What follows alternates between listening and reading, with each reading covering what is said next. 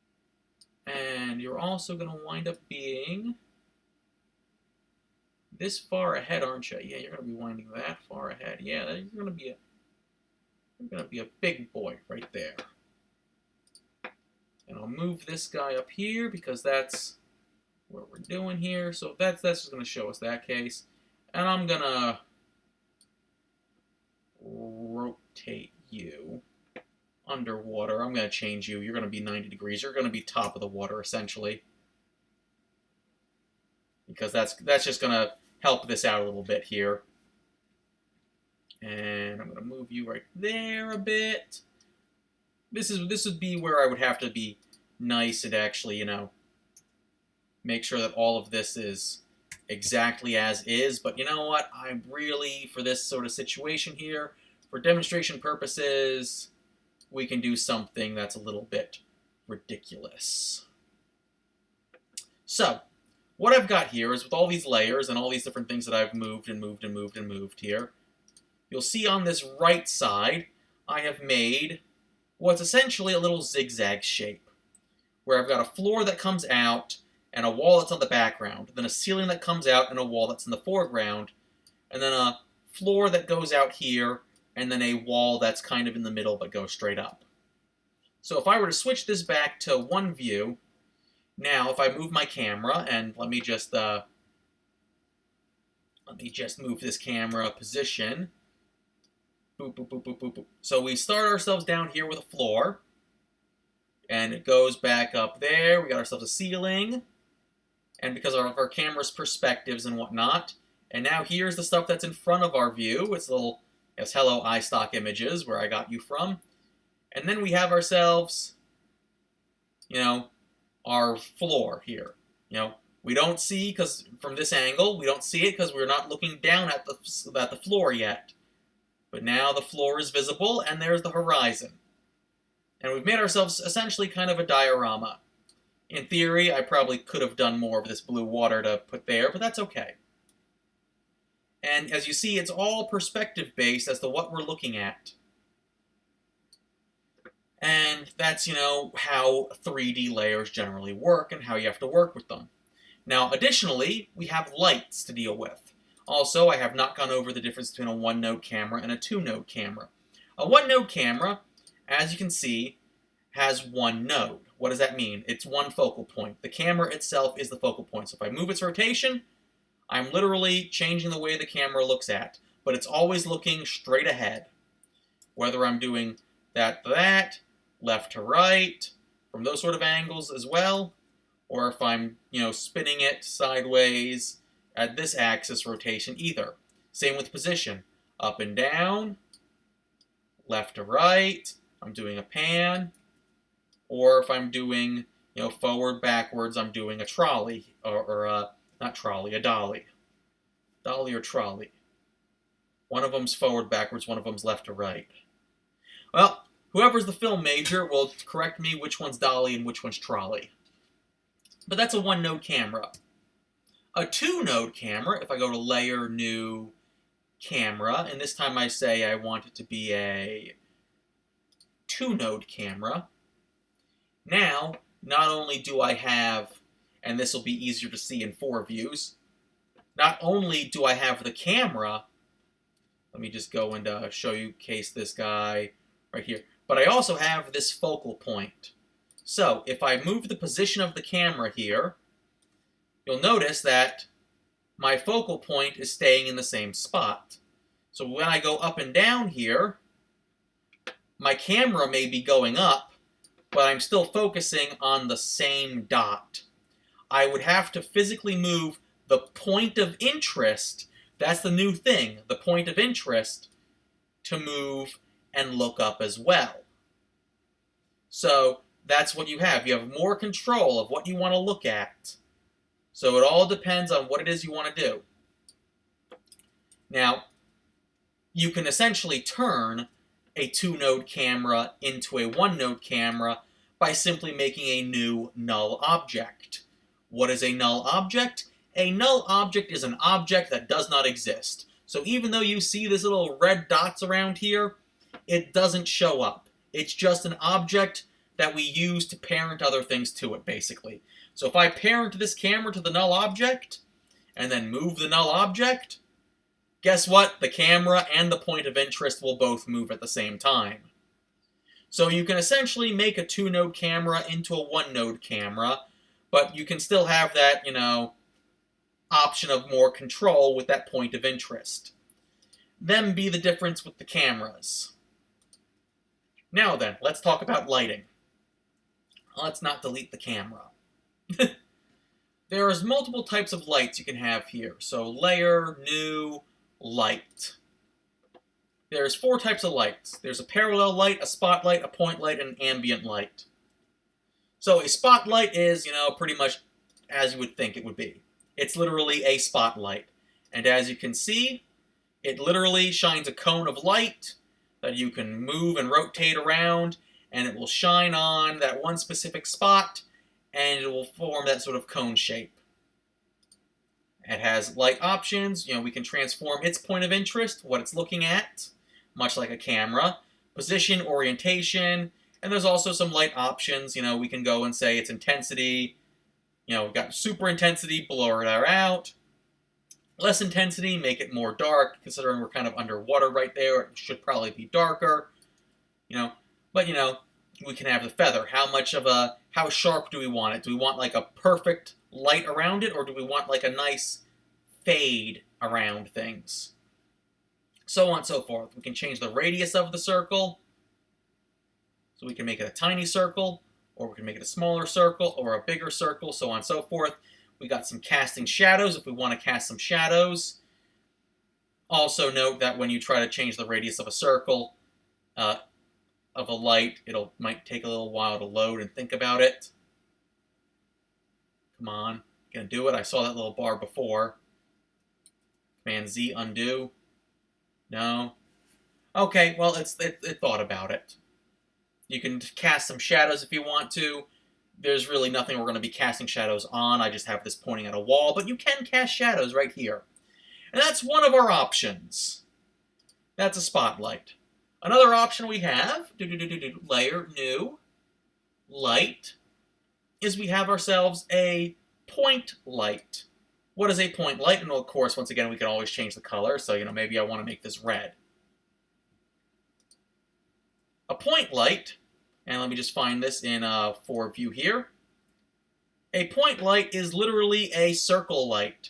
It is literally just lights coming out from every single possible direction of a circle. So if I were to move this guy to the side there, it should be getting a little bit off there. But yeah, so now if I go back to my active view,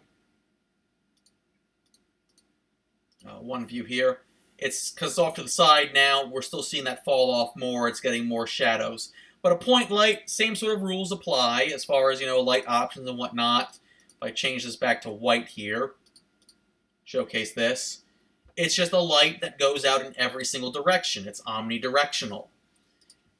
Okay? So if you want to have like a little torch or whatever, maybe a little flickering torch, that torch is probably an omnidirectional light. But, or the sun. The sun is omnidirectional. If we go to new light again, we also have ourselves an ambient light. Ambient light just applies to everything directly. And let me just change this to actual white light here. So ambient light applies to everything. Every surface, everything. The only options we got are the colors and how intense we want this light to be. So at 22% ambience, that's what it is. So, and of course, our last option, layer new light, is we've got ourselves a parallel light. So a parallel light literally will only cast light on everything that is parallel to the direction of the light. Okay, so this light, if we look at 4 view here, this light is literally going in this direction, straight ahead, right that way. So the only things that are being lit up are the things that it's intersecting with. So, even if I were to move this camera down some, and just move this camera down some, my floor is not being illuminated because it is not being picked up by the parallel light. If I move the parallel light down, now everything that's parallel to that light is being selected. So it's hitting this floor more than that light is hitting this. And if I go and move this guy up some, move my screen up some still, you'll still see that come on, come on, come on, come on. Think about it, think about it. This light blue area right here is the floor as well. So even though my camera is pointing down this way, this floor right here is still in the same direction as the other floors. So everything on the same direction of the light's path, will be hit. Whether or not that light is currently behind it, in front of it, off to the side, looking at some completely different angle, it will hit it. It's going to hit everything that's at that same angle. And that's what a parallel light does. And the light options have, intensity, color, fall-off radius, same sort of general things. So when you're done importing your stuff from Cinema 4D, you're going to want to import, a new composition layer, and, solid layer, turn the 3D switch on for the layer, then add a camera and light to create something interesting. Whatever type of light you choose is up to you. If you want a 1-node or 2-node camera, that's up to you. But you're just going to have your cube and cylinder and a solid layer that's 3D. So you're going to have a flat plane in a 3D space, and you're going to add a light and a camera to it and make something interesting. So basically, it's probably going to look like some sort of still life. Still life shapes. It'll probably look something along the lines of, once it feels like loading,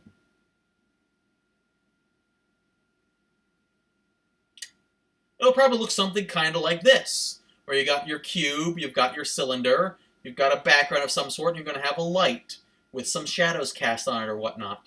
And you'll make something that looks kind of like that. And as, once that all happens, you know what to do.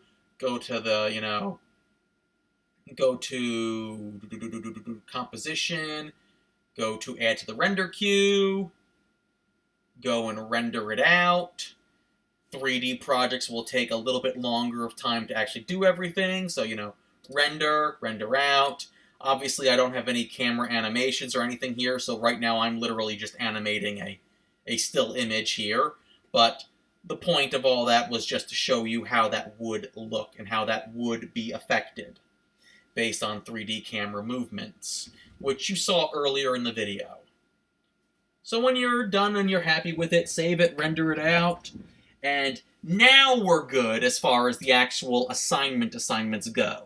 Now everything else is all, your own work, your own project, you deciding what it is you want to do. So, there we go. So, I'll see you guys in the next video, and now it's time for me to finally get to some grading, okay? Because I see your stuff, I see that you guys submitted stuff under Canvas. I'm gonna go grade it now. And, see you guys. You have a great day. Bye-bye.